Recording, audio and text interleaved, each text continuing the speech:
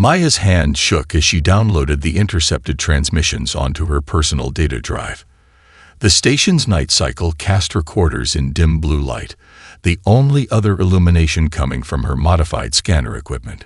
3 weeks of sleep deprivation were catching up with her, but the adrenaline kept her focused.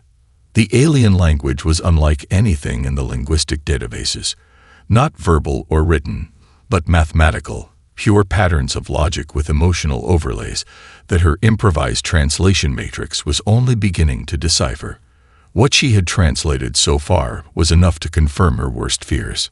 A soft chime from her door made her heart leap into her throat. She quickly covered her equipment with a blanket and opened the door to find Technician Rosario looking concerned. "Commander, you missed your shift rotation again," he said, peering past her shoulder with obvious curiosity.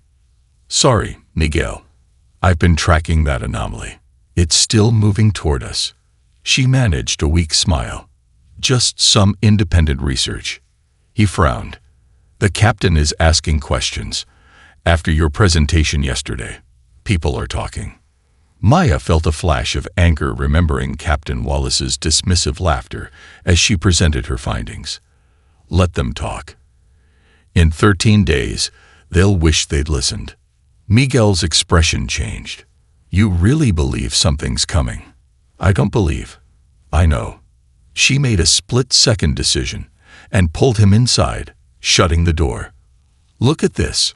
She uncovered her equipment and showed him the data stream.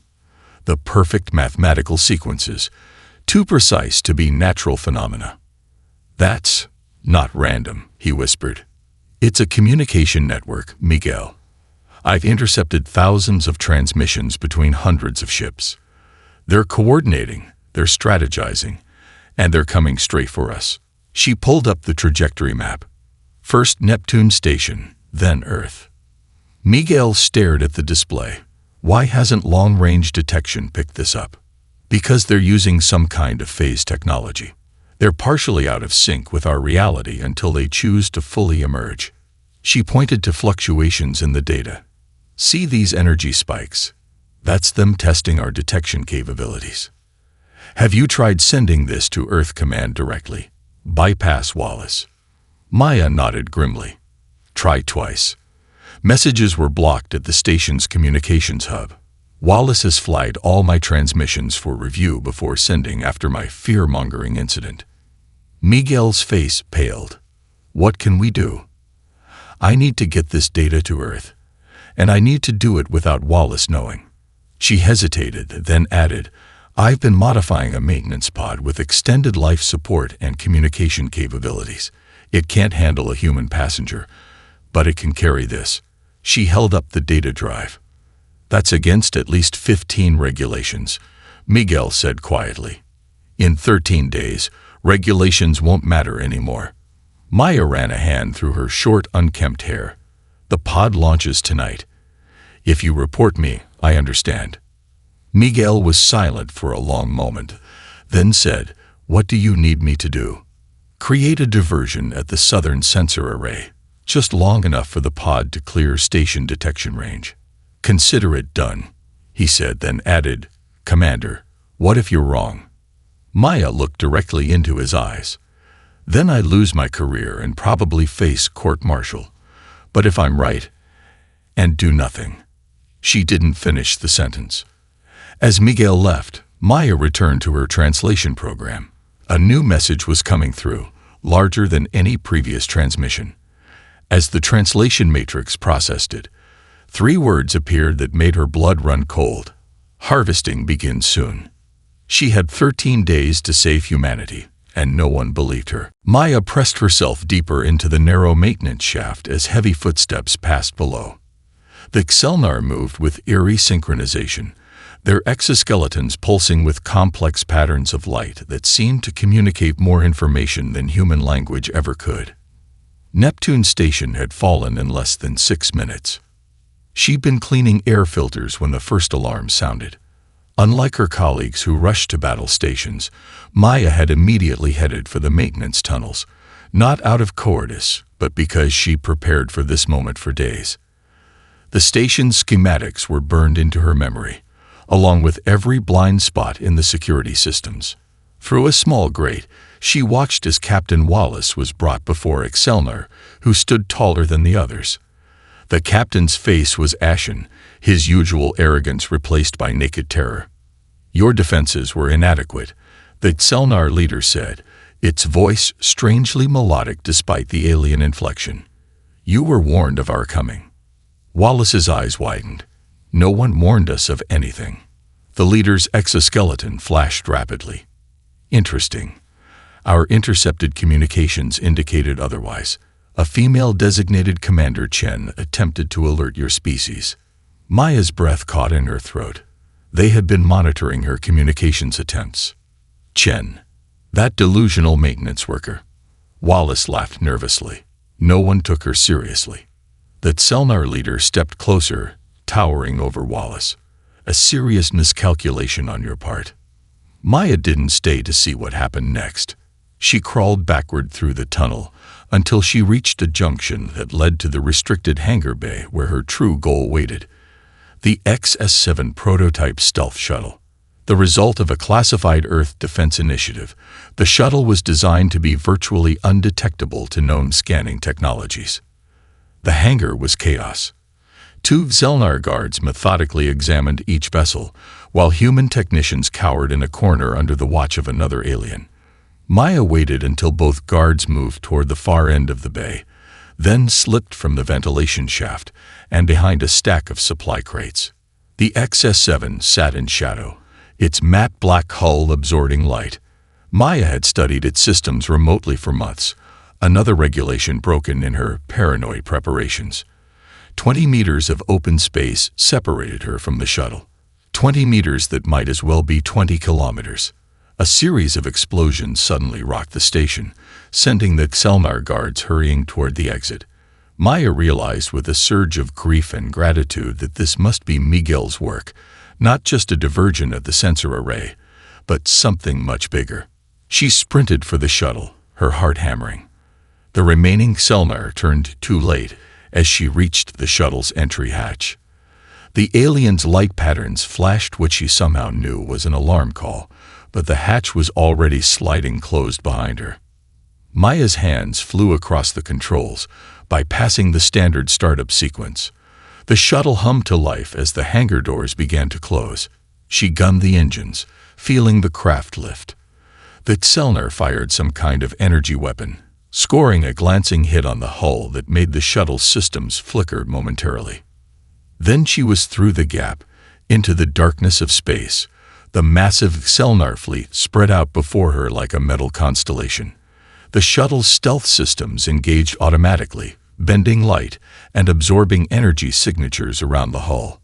As Neptune's station receded behind her, Maya allowed herself one moment of mourning for the colleagues she'd left behind. Then she hardened her resolve and set course for Earth, engaging the sublight engines to maximum.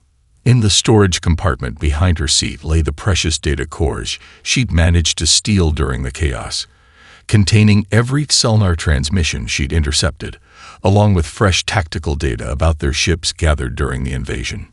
If she could reach Earth, if anyone would listen, humanity might still have a chance that grew slimmer with every passing second. Day 12 of Maya's journey to Earth, and the stealth shuttle's life support system was beginning to show strain.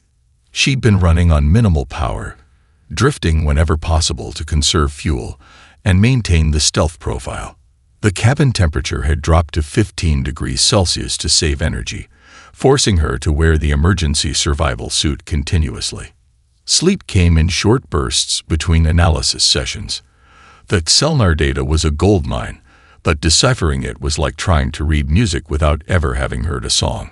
Maya had spread virtual screens across the shuttle's small cabin, surrounding herself with alien code, transmission patterns, and ship movements. "There has to be a pattern within the pattern," she muttered, rubbing her eyes. Her food rations were running low, and the recycled water tasted increasingly metallic. She manipulated a 3D model of Xelnar fleet movements near Jupiter. Their ships maintained perfect geometric formations, even during complex maneuvers. When one Selnar vessel was destroyed by Earth's automated defense platforms, the entire formation adjusted with mathematical precision. No hesitation, no confusion. Wait. Maya rewound the simulation. Computer, highlight response time between initial impact and formation adjustment. The computer displayed 0.47 seconds. Impossible. No commander could process information and issue orders that quickly. Not even the most advanced AI systems humanity had developed could coordinate multiple vessels with that level of synchronization. Unless Maya pulled up all the Selnar communication data and ran a new analysis, this time looking not at the content, but at the transmission patterns themselves. The results made her sit up straight despite her exhaustion. "It's not coordination," she whispered. "It's centralization." That Selnar ships weren't communicating battle plans. They were receiving real-time control signals from a central source. The ships themselves might be little more than sophisticated drones. Every movement, every weapon discharge, every tactical decision came from a single command center. Maya's hands flew across the interface, tracking the signal paths back to their origin. They all converged behind Earth's moon, where a massive ship lay hidden from Earth's remaining defense systems. "That's their weakness," she said, a hint of hope in her voice for the first time in weeks. "Cut off the head, and the body falls." As the shuttle approached the debris field of Earth's orbital defense network, Maya received her first clear view of her home planet. The sight knocked the breath from her lungs. The once blue world was now marred by massive black scars. Impact sites or burning cities, she couldn't tell. Massive Selnar ships hung in low orbit, smaller craft shuttling between them and the surface. Across North America, strange geometric patterns were being carved into the land, visible even from space. Maya swallowed hard and opened a communication channel, carefully modulating it to avoid Selnar detection frequencies. "This is Commander Maya Chen of Neptune Outpost, requesting secure channel to any remaining Earth Defense Force elements. Authentication code Sierra 90 Echo Tango." Static answered her. She tried again, cycling through emergency frequencies. "This is Commander Chen. I have critical intelligence on Selnar fleet operations and a potential weakness in their command structure." More static, then a burst of what sounded like voices before the signal cut off. Someone was out there, but communication was being jammed or monitored. Maya plotted a landing trajectory for the Australian outback, minimal Selnar presence according to her scans, and vast empty spaces where she might avoid detection. As the shuttle began its descent, alarms suddenly blared. 3 Selnar interceptors had appeared from behind a debris cluster, moving to block her path. "Not now," Maya growled, taking manual control. "Not when I'm this close." She pushed the stealth shuttle into a dive, heading straight for the interceptors in a move no sane pilot would attempt. The only way past them was through, and the only advantage she had was that no algorithm could predict human desperation. Maya stood at the center of the underground bunker, surrounded by skeptical faces illuminated by harsh fluorescent lights. Her shuttle had barely survived the landing, skimming across the red Australian desert after outmaneuvering the Selnar interceptors through a series of random course changes no algorithm could anticipate. The local resistance forces had found her half-conscious beside the smoking craft. Now, 3 days later, she faced her hardest battle yet, convincing them her plan could work. "You're suggesting we can defeat an armada that destroyed Earth's entire defense network with a computer virus?" Colonel Hadley's weathered face showed equal parts hope and disbelief. His right leg, a patchwork of hastily applied medical technology, where a Selnar weapon had struck, twitched occasionally as he spoke. "Not exactly a virus," Dr. Karim interjected, his fingers tracing equations on a makeshift whiteboard. The former quantum computing specialist from MIT had been skeptical at first, but after 48 hours analyzing Maya's data, he'd become her strongest advocate. "It's more like introducing chaos into a perfectly ordered system, like pouring water into a precision clock." Binge, the teenage hacking prodigy who'd escaped Seoul during the initial attack, looked up from her cobbled-together workstation. "I've analyzed their communication protocols. There are micro gaps between command signals, milliseconds only, but they exist." Hadley shook his head. "Even if you're right about their centralized command structure, we have no way to deliver this Chaos Protocol. We'd need direct access to their main command ship, the flagship behind the moon," Maya confirmed, projecting its location from her salvaged datapad. "And we do have a way to reach it. My damaged shuttle can be repaired." "That's a suicide mission," Hadley said flatly. Dr. Karim stepped forward, his usually timid demeanor replaced by unexpected conviction. "My brother died in the London attack. My parents in New Delhi." His voice was steady despite the pain behind his eyes. "If there's even a 1% chance this works, isn't it worth trying?" A silence fell over the bunker, broken only by the distant rumble of Selnar mining operations on the surface. "There's something else you need to understand about the Selnar," Maya said, her voice low but clear. "They're not just coordinated. They're homogeneous. Every tactical decision follows the same logic patterns. Every ship moves according to the same algorithms." She pulled up footage from her shuttle's external cameras, showing Selnar ships responding identically to defensive measures. They've never needed to adapt because they've never encountered significant resistance. Their technology is overwhelming, but their thinking is rigid. She looked around the room, meeting each person's eyes. Humans, on the other hand, we're messy. We contradict ourselves. We make intuitive leaps that defy logic. We create art and music that follows no algorithm. That unpredictability is exactly what their systems can't process. Minji nodded slowly. "So we're not trying to out-technology them. We're trying to out-human them," Maya finished. Dr. Karim turned back to his equations with renewed energy. "I need to rewrite these calculations from scratch. We've been thinking too linearly." Colonel Hadley leaned forward, his military training warring with desperation on his face. "How much time do we need?" Maya glanced at Dr. Karim, who hesitated. 3 days minimum to finish the protocol. Then whatever time it takes to repair the shuttle." "You have 36 hours, Hadley said grimly. "That's how long our last defense line in the mountains can hold out. After that, all remaining resistance forces will be overrun, and there will be no one left to create a diversion for your launch." Dr. Karim started to protest, but Maya cut him off. "We'll be ready." She turned to Minji. "Get some rest, then meet me at the shuttle bay. We need to make impossible calculations, and we need to make them fast." As the group dispersed with new purpose, Maya allowed herself a moment of doubt. Had she simply given them false hope? Was she sending these brave people on a futile mission? Then she remembered that Selnar commander's words to Captain Wallace, "A serious miscalculation on your part." Perhaps it was time for the Selnar to experience a miscalculation of their own. The shuttle bay was a hive of desperate activity. 29 hours until Colonel Hadley's deadline, and Maya's hands were raw from rewiring the stealth shuttle's damaged systems. Dr. Karim hadn't slept in over 40 hours, his eyes red-rimmed but focused as he integrated the Chaos Protocol into a portable transmission device. Minji crawled out from under a console, grease streaking her face. The navigation system is patched, but the stealth capabilities are still at 60% efficiency at best. Maya wiped sweat from her forehead, leaving a smudge of engine oil. 60% will have to do. She stared at the hodgepodge of repairs. The shuttle looked less like a sophisticated piece of technology, now and more like a patchwork creature.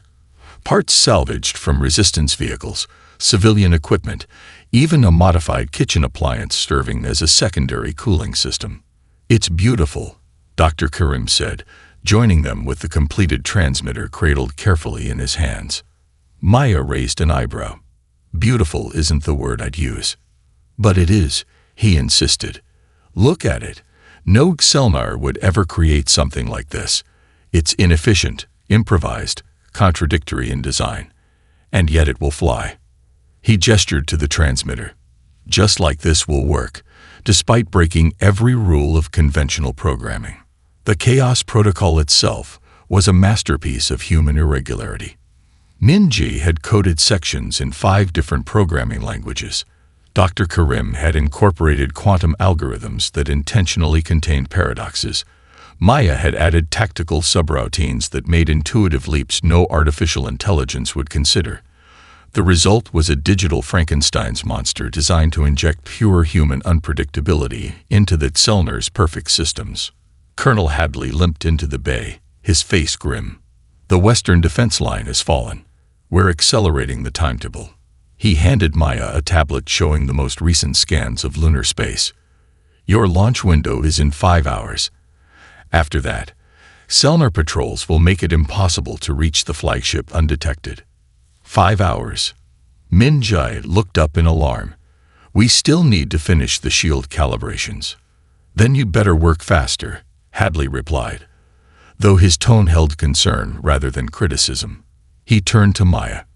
Once you're in position, our remaining forces will create a diversion, a full assault on their primary ground base. It should draw attention away from lunar space, but it'll cost us dearly. Maya met his eyes, understanding the unspoken truth. Those people will be sacrificing themselves. They volunteered, Hadley said quietly. Every one of them. The weight of that responsibility settled on Maya's shoulders like a physical burden. Dr. Karim must have noticed, because he placed a gentle hand on her arm. When I was a boy in Mumbai, he said, I watched a colony of ants rescue their larvae during a flood. Each ant carried something many times its size to higher ground.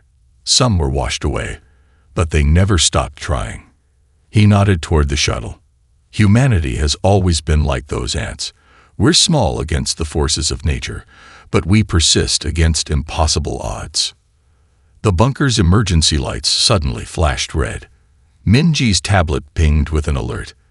Selnar forces detected moving toward our position. Estimated arrival. 2 hours. Hadley's expression hardened. You just lost 3 hours from your timetable. Maya took a deep breath, forcing calm into her voice. Then we launch now, with what we have. The shuttle isn't ready, Binge protested. It'll never be ready enough, Maya replied, already moving toward the cockpit. This was always going to be a long shot.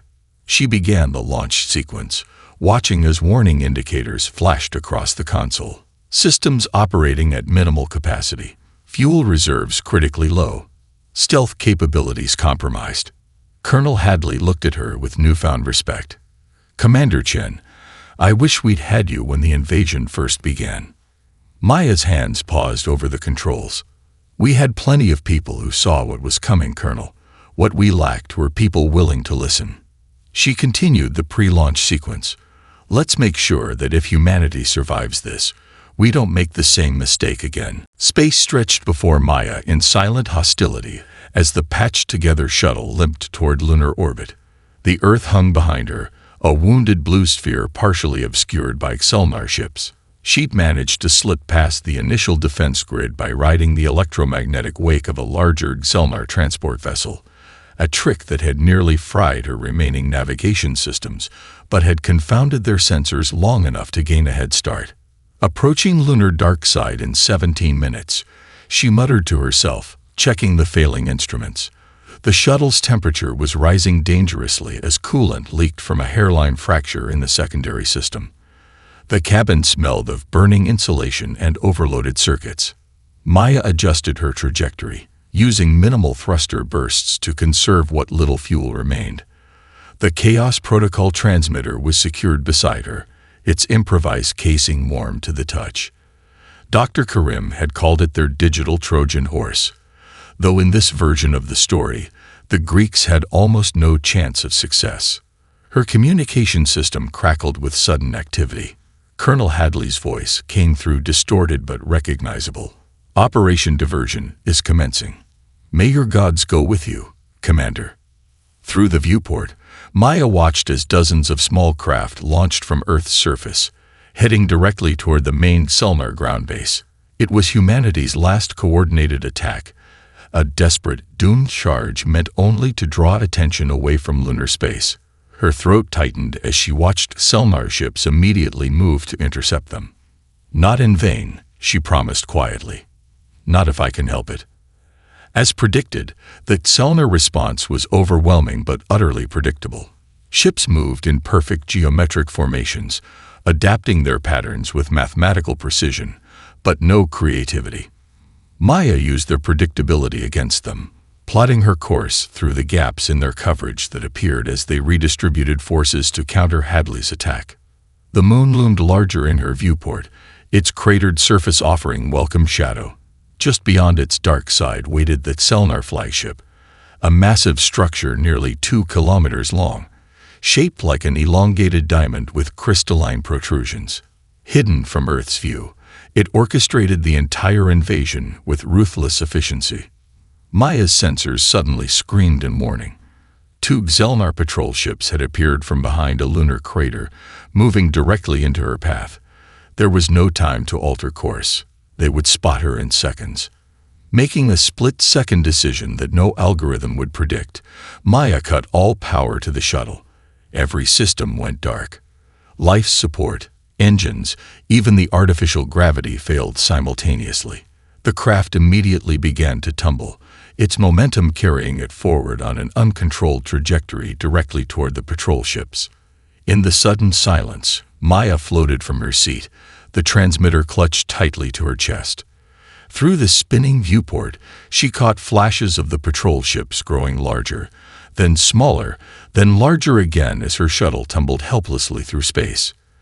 To the Selnar sensors, she would appear to be nothing more than orbital debris, a chunk of derelict equipment damaged beyond function. The gamble worked. The patrol ships adjusted their course slightly to avoid collision, but otherwise paid no attention to the apparently dead shuttle. Maya held her breath until they passed, then used the manual emergency restart sequence to bring minimal systems back online. The shutdown had cost her. The navigation system was completely fried, and life support was operating at 20% capacity. The cabin temperature plunged as environmental controls struggled to compensate. Maya's fingers grew numb with cold as she manually plotted the final approach using visual references and basic trigonometry. The massive flagship came into view as she cleared the lunar horizon.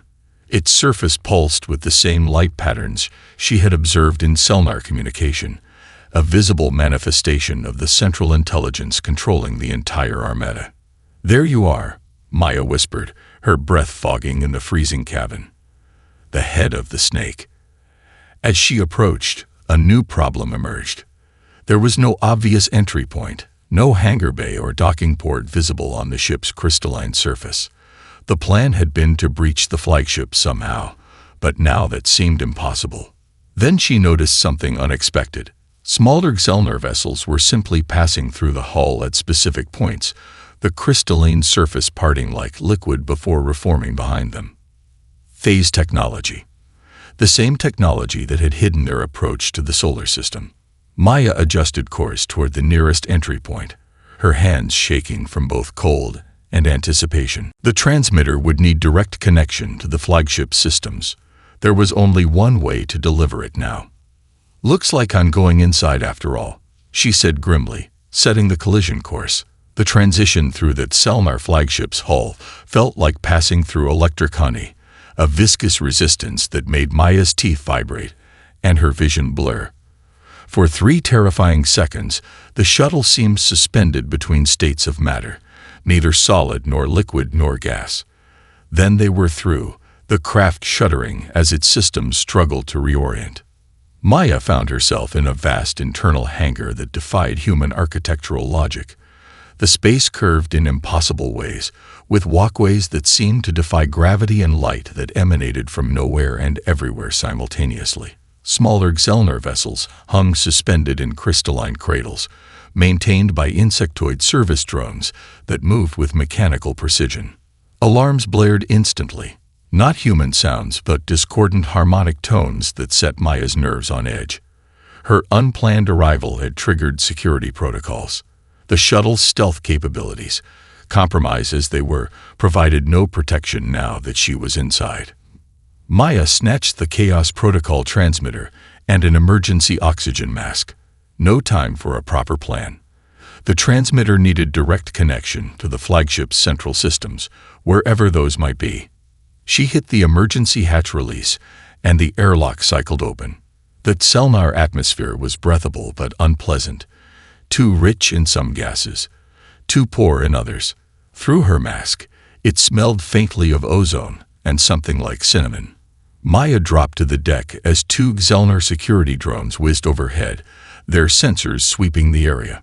The ship's gravity felt slightly stronger than Earth's, making her movements sluggish. She needed to find the central core. Following her instincts and what little she understood of Selnar design philosophy, Maya reasoned it would be at the geometric center of the flagship. She oriented herself and began moving through maintenance passages barely large enough for her human frame, spaces the tall, rigid Selnar would never use. The passages were illuminated by the same bioluminescent material that lined the larger chambers, creating an eerie blue-green glow. Maya crawled on hands and knees, the precious transmitter secured to her belt, navigating by feel and instinct through the alien labyrinth. 20 minutes of tense navigation brought her to a vertical shaft that hummed with energy. Looking up, Maya could see pulsing light far above, the same patterns she'd observed in Selnar communications. The central core had to be there. There were no ladders or stairs. Why would there be in spaces never meant for maintenance? Maya found handholds in the irregular surface of the shaft and began to climb, muscles screaming with the effort and the heightened gravity. Halfway up, disaster struck. A section of handhold crumbled under her grip, sending her swinging out into the open shaft. She hung by one hand, the transmitter slipping from her belt. With desperate reflexes, she caught it with her free hand, now dangling above a drop that would certainly kill her. Sweat blurred her vision as she fought to find another grip point. Her fingers began to slip.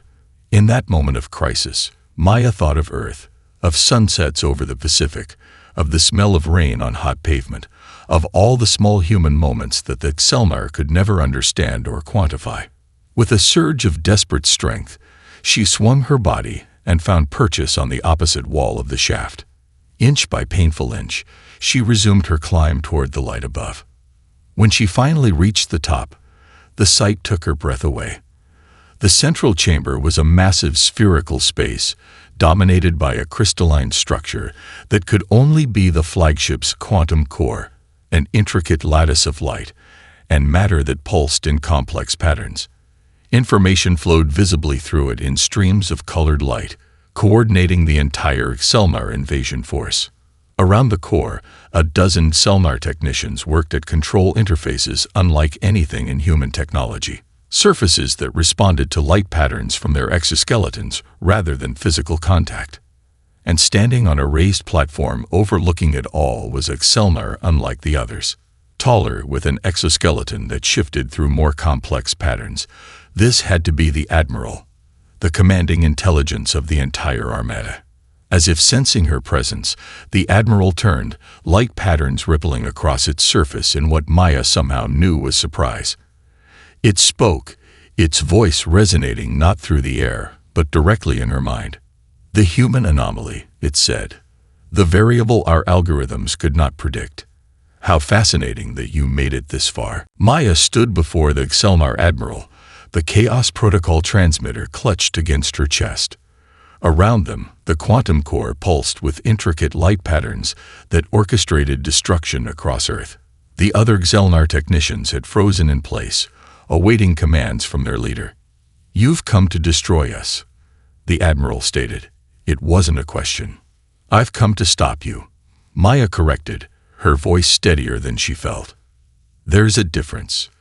The Admiral's exoskeleton shifted through complex patterns that Maya somehow understood as curiosity. A semantic distinction without practical difference. Yet interesting that you make it. It stepped closer, towering over her. "Your species continues to defy our predictive models. Inefficient, contradictory, capable of both remarkable insight and stunning short-sightedness. While they spoke, Maya's fingers worked against the transmitter casing, preparing it for activation. She needed to connect it directly to the quantum core somehow, but the Admiral stood between her and her target. "Why Earth?" she asked, stalling for time. "Of all the worlds you could have chosen." The Admiral's light patterns shifted to something like amusement. "Your planet is unique in our experience. Your biosphere contains more algorithmic diversity than entire galactic sectors. Your art, your music, your literature, all represent problem-solving approaches we have never encountered. So you're harvesting our creativity," Maya said, the pieces finally clicking into place. "We're evolving," the Admiral corrected. "Our civilization reached mathematical perfection millennia ago, but perfection is static. Without new algorithms, we cannot grow." Its patterns dimmed slightly. "We have conquered hundreds of worlds, but none offered what Earth contains in abundance. Beautiful, chaotic innovation." Maya saw her opening. "If it's innovation you want, I have something to show you." She held up the transmitter. "This contains human algorithms unlike anything in your systems." The Admiral's curiosity was palpable, exactly as she'd hoped. It gestured her toward the core. "Show me." Maya approached the quantum core, the Admiral following closely. The crystalline structure hummed with energy, interfaces opening in its surface as she neared. With deliberate movements, she connected the transmitter to an access point, watching as the connection was established. "This algorithm," she explained, "represents humanity's greatest strength, our unpredictability." The Admiral leaned closer, light patterns racing across its exoskeleton as it analyzed the data flow. Too late, it recognized the deception. "You're introducing chaos into our systems." It reached to disconnect the transmitter, but the process had already begun. Throughout the flagship, lights flickered as the chaos protocol spread through the quantum network. On view screens surrounding the core, Maya watched as the perfect formation of Selnar ships began to drift out of alignment. Some fired weapons randomly. Others changed course without purpose. Many simply powered down entirely. "What have you done?" the Admiral demanded, its light patterns now erratic. "I've introduced you to humanity," Maya said simply. As the flagship's systems continued to fail around them, the Admiral's patterns stabilized into something new, something Maya recognized as understanding. "Fascinating," it said finally. "We sought to harvest your chaos while remaining separate from it. An impossibility." Throughout the Earth's solar system, the Selnar fleet drifted into disarray. Earth's remaining defense forces, rallied by Colonel Hadley's sacrifice, launched counterattacks against suddenly vulnerable targets. Maya accessed the flagship's communication array. "This is Commander Maya Chen broadcasting on all frequencies. The Selnar command structure has been compromised. Coordinate attacks on disabled vessels immediately." The Admiral watched her, its patterns now unreadable. "You have defeated us, yet you didn't destroy us when you could have." Another unpredictable choice. "Destruction isn't our only response to threats," Maya said. "Unlike your perfect algorithms, we can imagine alternatives." The Admiral was silent for a long moment, then spoke with what sounded almost like respect. "What alternatives do you imagine for us, Commander Chen?" 6 months later, Maya stood on a hillside overlooking the former Xelnar mining operation in Australia, now transformed into a joint research facility. Beside her, the Admiral, now referred to as the Ambassador, observed a group of human and Selnar scientists working together.